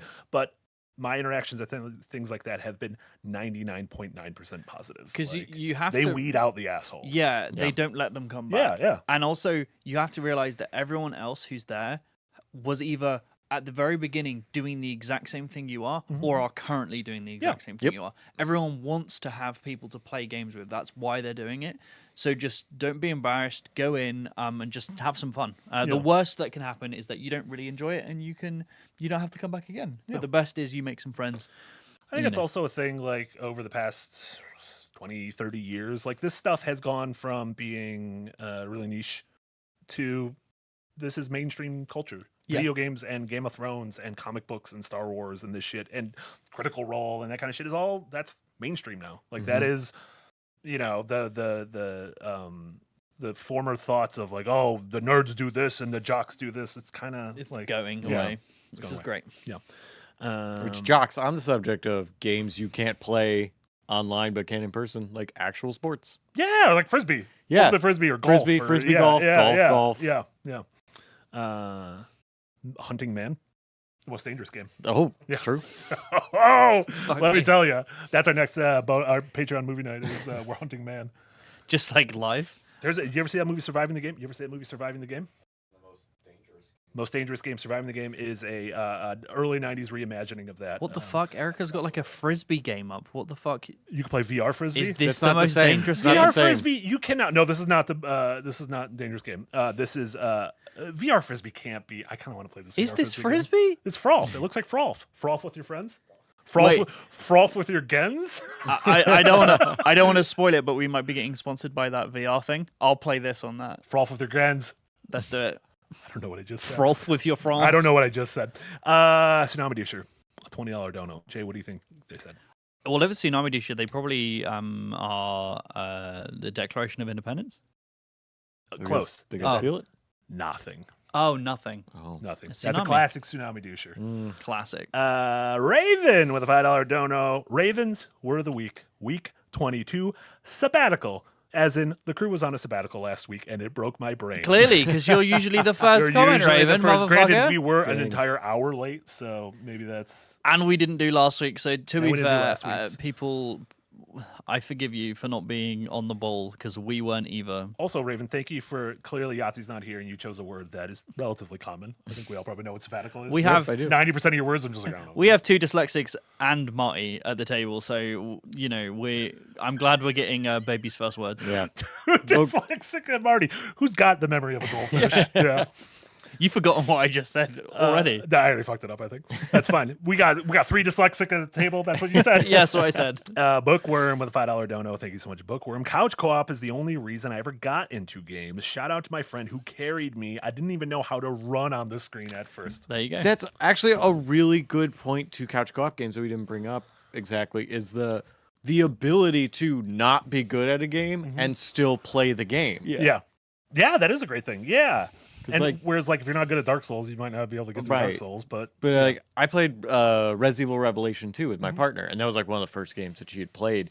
And there's one player that's kind of clearly the one that's supposed to be doing more, Sure. and the other one that's also there. And it's mechanically set up that way for what they can do. yeah, And like that was fun. Like she enjoyed it because she didn't have that pressure of some of the other games that we played where like we tried playing Resi 6, Yeah. which I will die on the hill of that is a fun co-op game. Where it was like, do you think it's a fun single player game? Can oh we play it single God, players? no. Oh, no? I didn't even try. I would play Dokapon single player before I play Oh, Resident no! Evil single player. But yeah, like that ability to help another person through is an amazing thing of couch co-op. Yeah, I love it. Oh, apparently Eric earlier posted Fury of Dracula has a digital edition. Oh, so It's, actually it's sick. out on Xbox, PlayStation, I assume PC. So I put in a little link to the trailer if you want to learn about Dracula. Shout out to Dracula, by the way. Friend of the show? Oh, Dragula, for Yeah, sure. why not? Yeah, friend of the show, Dracula. Thank you so much. Big drag. Of course. Oh, also, yeah, going alongside that, in-person co-op gaming got me back into games right before I got into the games industry. So I genuinely do not think I've talked about this before. I kind of when I graduated college and moved to San Francisco, I kind of stopped playing games for a little while from like 2008 to like 2011 ish, and I still occasionally I owned everything, and I'd be like, oh, Mario Galaxy came out, so Mario Galaxy 2, so I'm gonna play that. But I just wasn't up to date, and then I started dating a girl who saw that I owned games and was like casually interested in them, and we started playing Lego games together, and then we played It's lovely. like Portal 2 together, and she was like, oh, I played Mortal Kombat as a kid, so we got the new Mortal Kombat. And then right after that was when I applied for my first job was in the games industry, and they were like, so what have you been playing lately? And I was like, oh, I've been playing Portal 2 and Mortal Kombat and the new Lego game, which I think was like Lego Pirates of the Caribbean or Yeah. something. And they were like, oh, those are all 3 games we are like currently covering on the site. And whereas if it was 3 months earlier, I would have been like, I haven't played anything in years. Yeah, so, So, you like, wouldn't have got the I job. would not have got the job, but because of that, and so like that's started rolling. Play downhill more from there. games, kids. Play more games. It can always lead to good things. Yeah. However, counterpoint: don't play any games. Do whatever you want. We're not your dads. Yeah. They'd be nuts if Actually, we were no, their dads. Findom. Play more games. Actually, don't play games. Give us the money you would spend on games and watch us play games, fuckers. Perfect. That's win-win. That's win-win. Ooh. Vactor, thank you so much for a $5 dono. I've spent over 150 hours playing Resi 4 Remake Mercenaries mode, and I haven't even touched the main game. Gotta get that high score. What the fuck? That is fascinating. That is psychopath, baby. I mean, Mercenary mode's fun as hell, but also It is fun. the Resi campaign, real good. Resi 4, pretty good game. There was the 3DS game that was just the Resi 4 Mercenaries mode. That was the whole game on 3DS. Was that real? Did you Yeah. make that up? It's I think it's called Res Evil that's Mercenaries. like being like, oh, I really love Mario 64. The best part of it is when you stretch that guy's nose, and it's like all they've done is the stretchy face menu. I'm sure you can get that on I'm Steam. joking. I'm sure there's lots of depth to the mercenary mode. You enjoy whatever you enjoy. It is really Mercenary fun. mode is a ton of fun. It is really fun. But that campaign's pretty good. It's real good. Blistered Soul with a $2 dono. Thank you so much. £2 dono. Love the story and vibes in Knights and Bikes with a mate. Did you guys ever play Knights and Bikes? The That was fuck like is Knights and Bikes? I believe the creative director of like Tearaway. It's a very British children's Halloween game. Right. It's about like kids around Halloween England. running around town. Well, he's the creator's British. I don't know how. Oh, he's British, yo. Do you guys have Halloween over there? I've spoken about this multiple times on this trip. I wasn't allowed to celebrate Halloween as a kid. I've never been trick-or-treating. But I love Halloween now. It's like my favorite holiday. Are you gonna go on This is Thursday? the best holiday. Are you gonna go on Thursday? I'm going to be on a fucking plane Thursday. Are you gonna walk up and down the aisles of the plane with a little bag? Go Trick or treat on the plane. Say you've never gone before. People that- give you like little vodka bottles or like a bag of pretzels, nuts. yeah. Yeah, but they might think I'm a terrorist. They might just think tackle you're a me to the terrorist. ground. They might think If you're a I'm terrorist. be like, give me all of your contents. Give me your Yeah. stuff. Like, is this a Like, are robbery? you robbing us? This is the trick.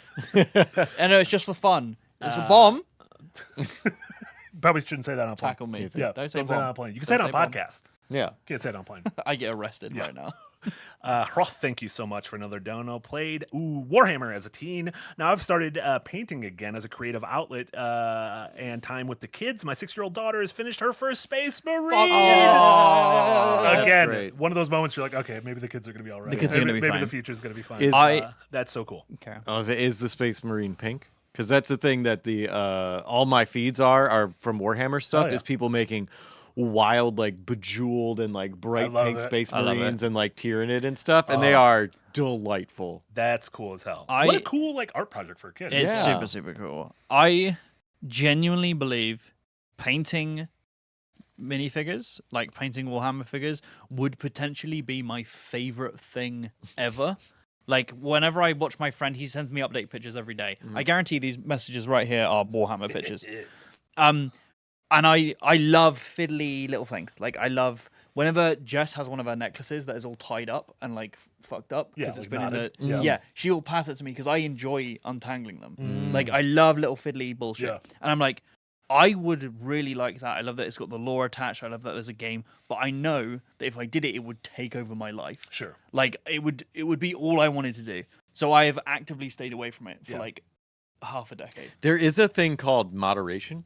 Can't. There is I literally can't. Oh, well. I cannot do anything in moderation. I will obsess over one thing for like a month, and then I'll stop doing it and find a new thing to obsess over. And I feel like Warhammer would kill everything else. It would just, I'd become obsessed. Also, untangling your partner's necklace is something that can't be done in a video game. That's I true. feel like you can only untangle a necklace. I know we haven't digitally. revealed my game yet, but that's what the game is. It's called necklace Untriangle. It's just untying knots. Yeah, Well, I would play that.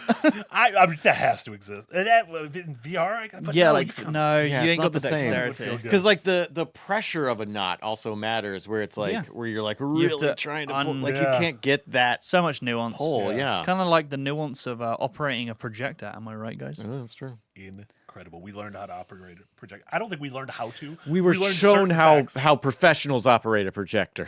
We Jack was kind enough to book us a tour of the historic Oriental Theater here in Milwaukee, which is Gorgeous. genuinely, now you guys know when Jack and I happened at that theater, is like one of the most beautiful movie palaces. I want to move it. It is incredible, and so we got a behind the scenes tour, and it was a genuine delight. It was. I didn't know a movie palace was a thing, and now it's amazing. It's Now great. all other movie theaters feel like a shambles. Yeah. In comparison.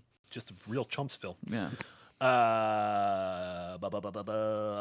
Peter Parker SL with a $10 dono. Thank you, Peter Parker. Favorite co-op memory: playing Call of Duty World at War and Black Ops Zombies with my friends, Yeah. trying to find all of the map secrets. Did you guys play Zombies? And if so, what was your favorite classic map? I reviewed one Call of Duty game in my life, and it was Call of Duty Black Ops 2. And so I played the hell out of that zombies mode. It was called Transit. You were on a bus, and the bus would go from like a section of the map to a section of the map. And it felt very, certain things felt a lot like the movie Cabin in the Woods, Yeah. which I'm a big fan of. Oh, yeah. And so that was probably my favorite part of that Call of Duty game was that zombie mode. And I had a ton of fun with that. Agreed. That's probably one of my favorites as well. What's the one as well? I think it's in Black Ops 3 or 4. I think 3, where the mission takes place in like a noir city. I remember that, yeah. you get like weird like mutant powers as you go around. Yeah. I remember enjoying that one. My friend, the very same one, the Warhammer obsessed one, love him to bits. Big shout out to Sai. He used to be obsessed with zombies. The level of depth they have in their like Easter eggs It's and nuts. shit is like nuts. There's like connected lore to it Oh, that people get into. it's crazy. Like big shout out to my zombie heads. That's wild. I've played zombies one time, and I was like, "This is fun," and I never played it again. That's fair. Do they still do that, zombies, right? Yes, I believe the next one has zombies. Look at that. What time to be alive. Yeah. Also, we had a Ko-Fi dono come in from LOTR fan. Thank you so much, Lord of the Rings fan. I taught a friend's family that players can smack each other in Little Big Planet. My brothers and I figured that out almost immediately. I like a game that allows it is a co-op game, but allows a cheeky little, like in a Mario co-op game where you can like pick someone up and throw them in a pit. I like a Yeah. little bit of that. Like a little, Or bounce little- off their head, and they don't get their full jump. Yeah, a little in-person trolling is always fun. Light in person trolling. Like, Yeah. like a little, Yeah. like a modicum. Because you in person you can really gauge at people's limits. Yeah. Because they start to get closer to you and they start to not talk as much, and you're like, oh, I'm actually pissing this person They off. put like a switchblade on the table. Yeah, it's like I think you might be getting serious. You You feel need heat to stop. around your neck, and Yeah. you're like, "What is that?" Oh, that's a hand. That's Yeah. not good. Alex Armstrong back with another $5 dono. Thank you, Alex. I miss being able to rent games from game stores. Demos are fine, but a lot of Steam content creators don't even bother making any. Yeah. Are they just lazy? I don't think it's lazy. They're just I do busy. think it's work to make It a is. demo. Isn't just like, blep, here's a little bit of it. Definitely isn't. But yeah, I mean, if you like Steam demos, you know, we every few months when Steam Next Fest rolls around, we try to put together a video of our recommendations. So Jess just did a great job of producing and editing one that went up over the weekend that had a couple of recos from Jess, KC, and myself. So you can check out that video. That'll up Saturday, I believe. But yeah, demos, I also miss demos. And I like that era of the 360 mandated that your game has to have a demo.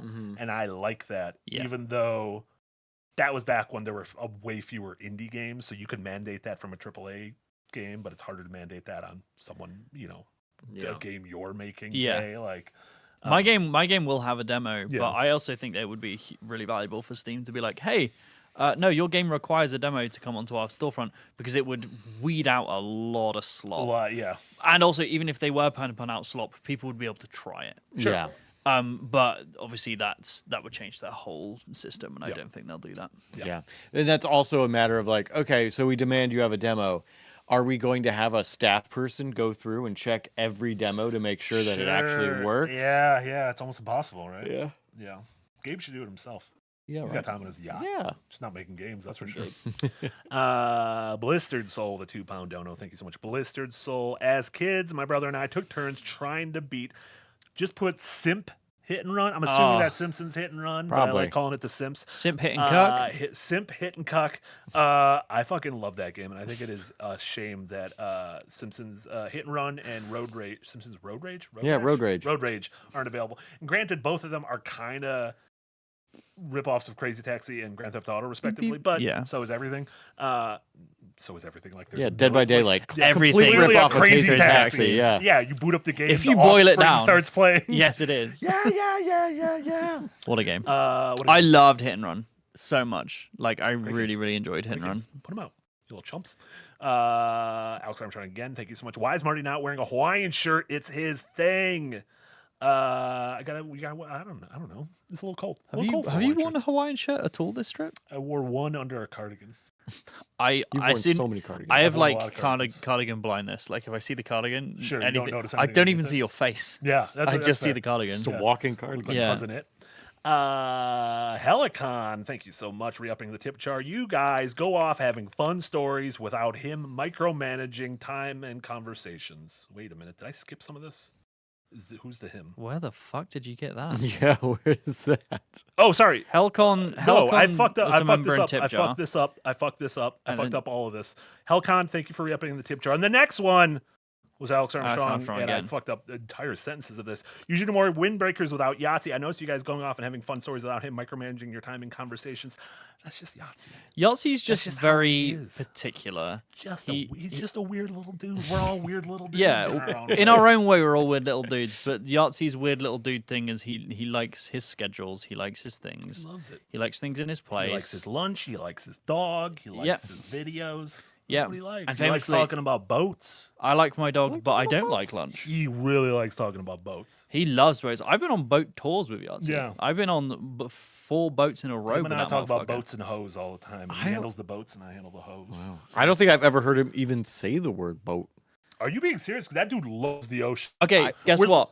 There is a photo of me and Yahtzee and Jack. You were on a sick boat for in- Omar's Yeah. wedding. No, I remember Yeah. that. You were I- sick for I Omar's was There's wedding. a sick. photo of it in Jack's house. I saw that photo. Yeah. Yeah, I could have been there, but I was sick. Well, Maybe I would have heard about boats. And maybe you would have got sick again on the boat. Seasickness. But Have you heard the of boat didn't seasickness? go I out. have. The boat didn't go out. I mean, it was on the sea, but it didn't go out there. Yeah, If but it was floating, what if you just got It went ill? out. Oh no, I'm on a battleship and I've shitted If you're myself. hungover and you go on a battleship, do you call it seasickness? You can claim it on your Sure. taxes. Yeah. If you diarrhea on a boat, that's Yeah, you're seasickness. like, oh, you can't be mad at me because Yeah. I had seasickness. Mhm. See, you all say this is what happens when Yassi's not here, but he wouldn't allow us to talk about diarrhea on He a would boat. move on real quick. Yeah. Why wouldn't you talk about diarrhea on a boat? Is that besmirching boats? Because Is he'd that be what it trying is? to get to his lunch. He'd be like, Oh, okay. we made the decision to eat before we came on, which means Macca's. we're full of food. We ate a lot of Mackey's, food. mate. Love a little bit of Mackey's. Jim Machete, thank you so much. Re-upped in the tip jar. Also 23 months. Oh my God, we're getting so close to the 2-year mark. So close. Holy Moses.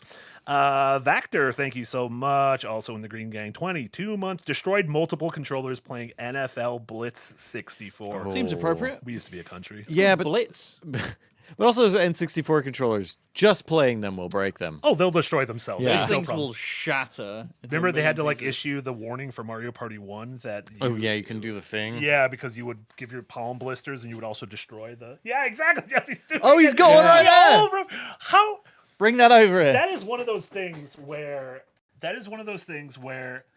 Like, when the N64 came out, most of us weren't online at the time. Right. But everyone played Mario Party like that. And I don't know how we all knew how to do that. I think But it was there's just the one my mini God, game. it was just process of elimination. It's like I got to move this as fast as possible. It's slipping off my thumb. What's Yeah. bigger than my thumb but close by? My palm. That is true.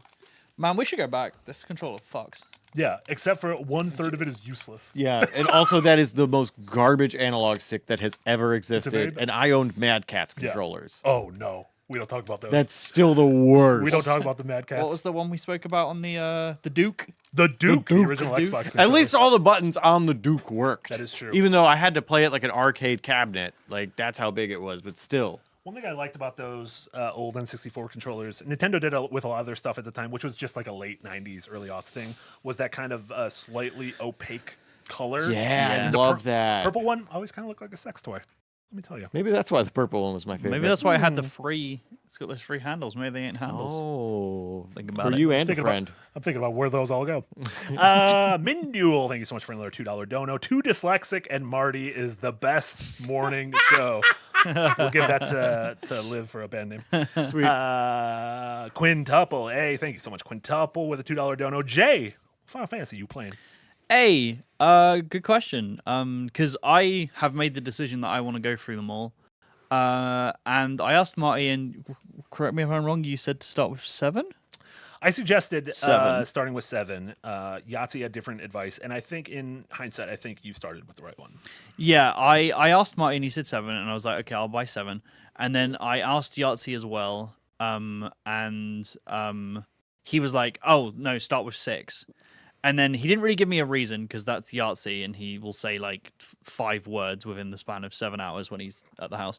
But like, I said to you, oh, I'm gonna start with a 6 because if 2 people are saying 6 or 7, I'm probably gonna go with the one before because you know You that should have makes done sense. 6.5. And Lion King 1.5.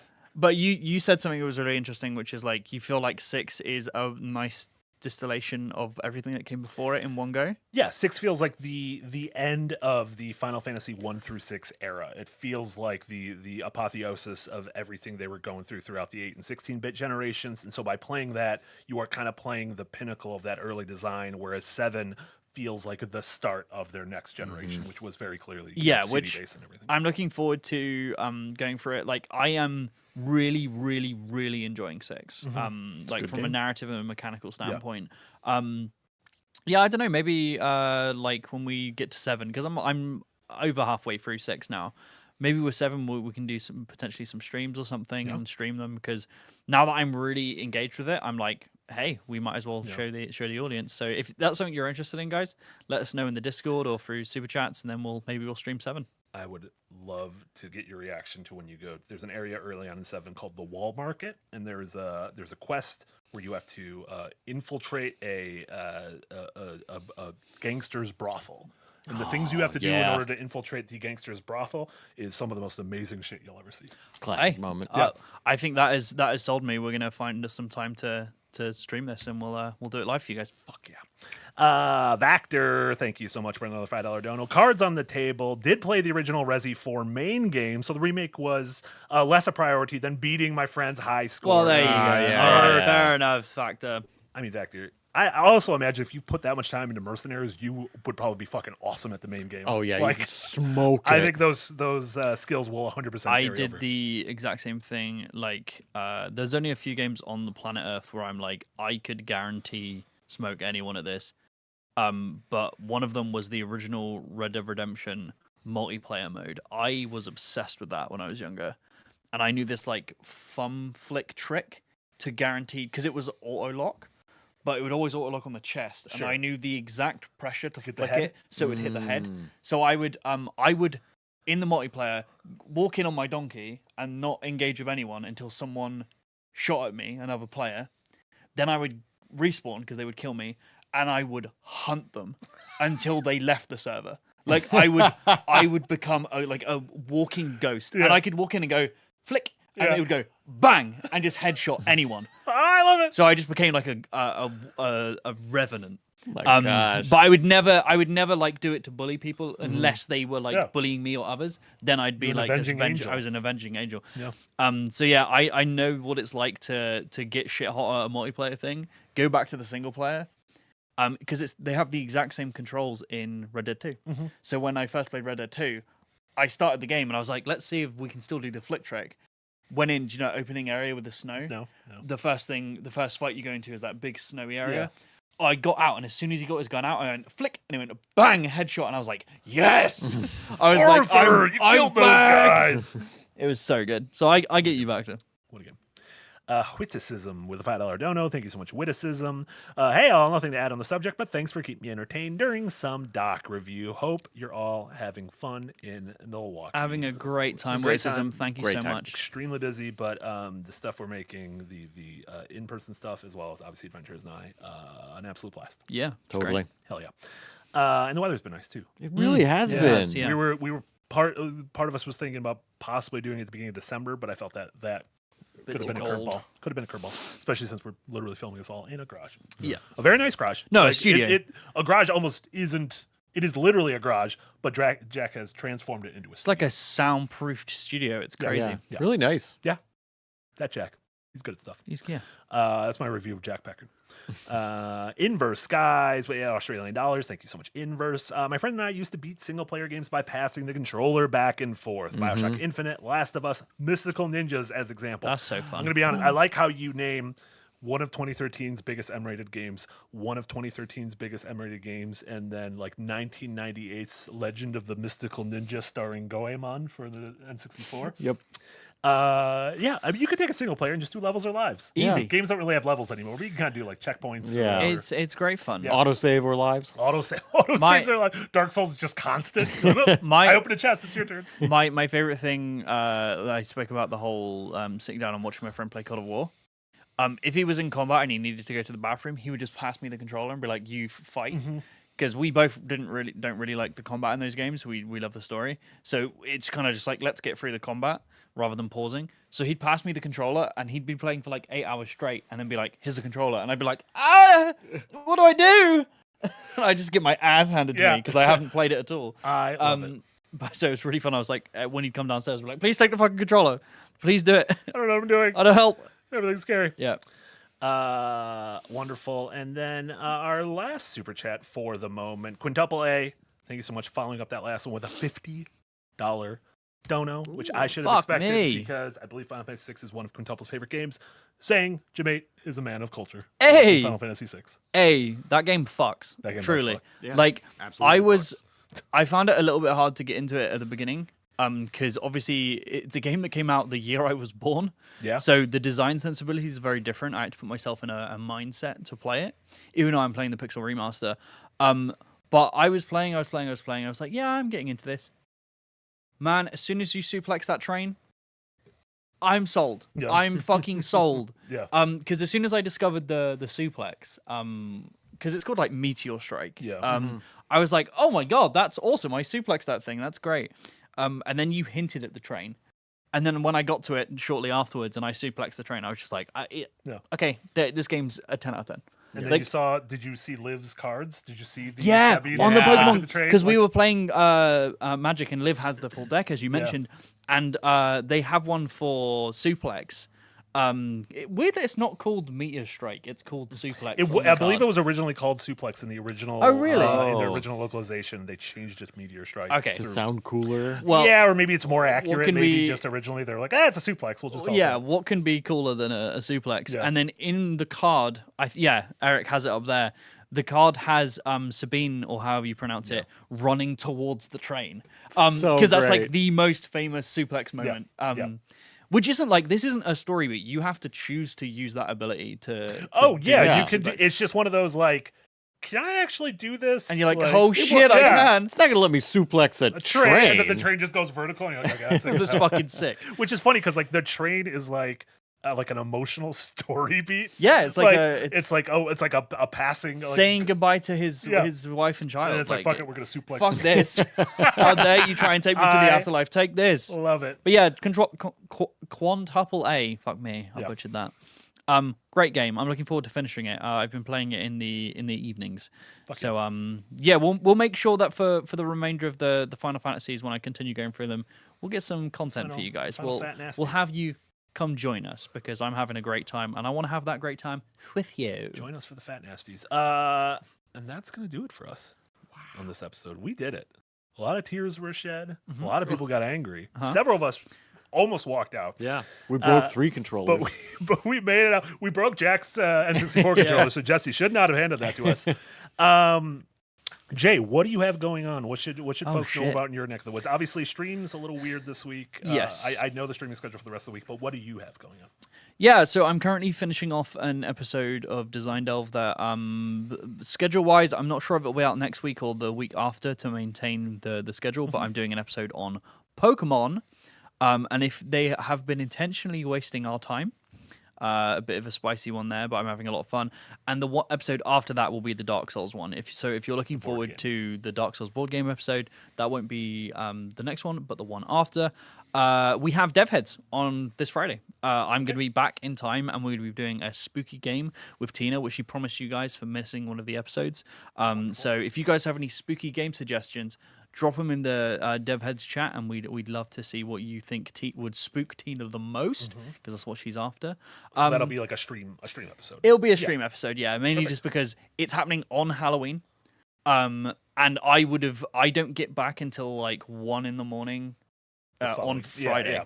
So I'm not gonna have time to prep a whole Sure. Dev Heads episode. So we're gonna do a gameplay one for you guys. So yeah, any suggestions you have, and then after that, I think the week after we're gonna be back to our usual schedule. As of a week from today, we should be back to regularly. Yeah, scheduled so that's content. everything for me. And keep an eye out for future Final Fantasy things. Let me know in the chats as well if that's something you're interested in, because obviously the more of you that are interested, the more motivated we will be to actually get it all scheduled. Because as you know, our schedules are fucking nuts. Agreed. Yeah. Jesse, obviously no RPG help desk this week. Shocking. Yeah. None for October. None for the whole October. month. Crazy. Couldn't do it. You're not allowed to play RPGs in October, actually. Except the ones we're playing. Except for every day. Every for the day, past and the week, ones we've been and talking more about, all days. those. Outside Yeah. of those, you're not allowed to play. But you should be back up and running next week, obviously, for Hot Money Energy. All 3 of you back. 2 weeks off? I think we Yeah, haven't done yeah, any. it's been a But while. we'll be, unless we're all sick, we'll be Well, back. you haven't been there in a while, because weren't you? You Yeah. were like a little holiday beforehand, too. So Yeah. So Do I you even haven't been remember there. what? Do you remember which one you are? Oh, no. Yeah. I don't remember a single thing about Yeah, it. you're gonna be like lukewarm Tuesday vibes. Yeah, that's it. It's our spin-off show, right? Vibes. Wonderful. And then in terms of streaming here, we're done streaming from Milwaukee. However, we're gonna be having spooky streams the next 3 evenings. So Tuesday, Wednesday, Thursday evening, starting at 6 p.m. Central. Nick is gonna be playing a short spooky game, and I believe some combo of Jess and Jenna. I think it's Jess, Jenna, Jess. JJJ. We have so many J's. It There is are a lot of J's. disgusting. But of course, I shouldn't say that. I'm literally in a room. Everyone is J. We should change In a the, J's garage. we should change the name of the channel to Jechend Jind. Yeah. Chechen Jind. Chechnyan Jind. Ah yes. Perfect. All consonants should just be All J. Oops, all consonants. Everything's fine. And keep then, the vowels. so we should be back to normal streams next week. In terms of edited videos, please go watch the Bellatra one shot. It went up this morning. A lot of fun and energy put into making that and editing that. So check that out. That has Yahtzee, Jenna, and Jack. And then, in terms of other edited videos, Eric and I are working on a video essay just talking about how crazy it's going to be for Game of the Year stuff in a month or two this year. So look for that in the coming week or so. And then, as a reminder, I will be out as of 1 week from right now. I'll be in the air going to Tokyo for 2 weeks. So I will be filming a bunch of stuff. I was going to ask you guys for some tips on how to film things with my phone. Oh, easy, yeah. So I'll be asking that because I kind of want to build maybe a travel log when we get back, maybe for patrons and whatnot. Oh, that'd be fun. But yeah, I'll be back in a couple weeks, but we'll be holding down the fort with all the normal streams. So thank you so much, everyone who watched live, everyone who donated, all those incredible patrons, anyone listening on your podcast service of choice. Appreciate you all. Thank you so much, Jesse and Eric, for producing, and thank you so much to Jesse and Jay for joining me on episode number 97 of Windbreaker. We're very close to episode 100. You can't believe what we have in store because we just talked about maybe we should do something for episode 100. There'll be something special, I'm sure. It'll be something special. But yeah, thank you all so much. Have a wonderful rest of your Mondays, and we'll see you all next time. Bye, everyone. Bye. Bye.